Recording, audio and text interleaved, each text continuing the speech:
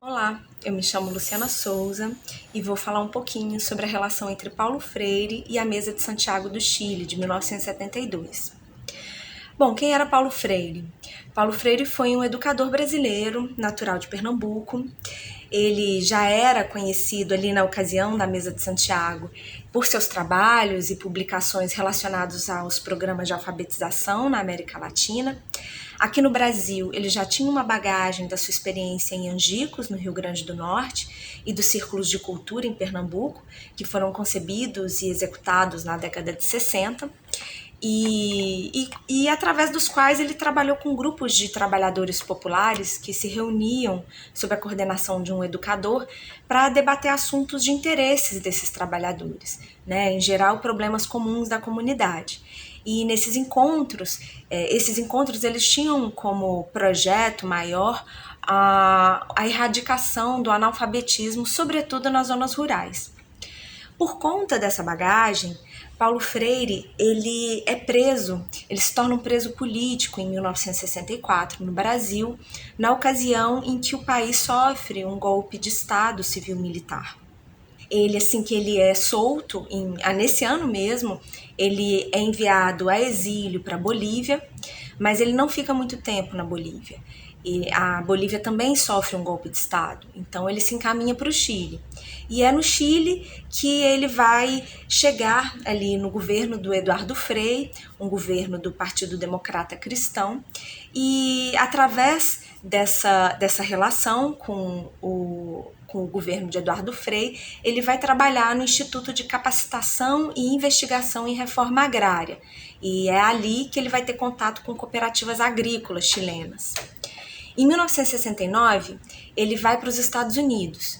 E é nos Estados Unidos que ele recebe um convite para se tornar consultor permanente do Conselho Mundial das Igrejas de Genebra.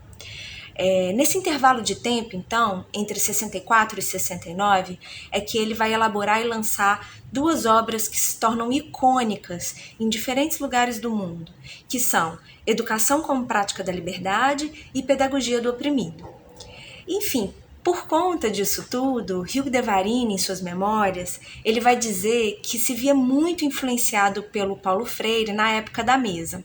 Ele já havia conhecido o pedagogo através do Instituto Ecumênico para o Desenvolvimento dos Povos, que era uma organização internacional que promovia ações e pesquisas comunitárias participativas na Europa, na África, na Ásia e na América Latina. E por conta dessa relação de admiração, ele vai convidar Paulo Freire para presidir a mesa. Recentemente, em 2020, numa entrevista para o grupo de pesquisa Lugares e Patrimônio, o LUPA, que é sediado na Universidade Federal de Goiás, o Varini ele disse que a ideia de convidar o Paulo Freire naquela ocasião vinha muito de uma intenção de trabalhar a ideia de Museu da Libertação, com base mesmo nos próprios trabalhos do Paulo Freire. Então, a partir dessa informação, fica aqui um convite de um livre exercício de imaginação a partir dos escritos freirianos e a partir dessa memória. Do que significaria, então, esse Museu da Libertação, essa ideia de Museu da Libertação? Talvez ela tivesse muito a ver em colocar em perspectiva um museu tradicional ortodoxo, esse modelo de museu, né, como se ele fosse, talvez, análogo à educação bancária, que Paulo Freire fala muito nos seus trabalhos, nos seus livros. Talvez esse pudesse ser um exercício para a gente pensar uma virada freiriana. Seria possível tratar o museu como um fórum? Disso a gente pode pensar numa possível aplicação da expressão de Paulo Freire, o inédito viável.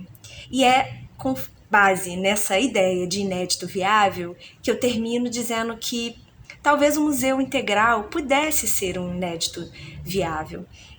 algo que nos remetesse a uma nova estrutura de museu, a ser pensada à luz do processo dialógico proposto pelo Paulo Freire. Algo com uma filiação à pedagogia do oprimido e que tomasse como princípio uma praxis museológica libertadora.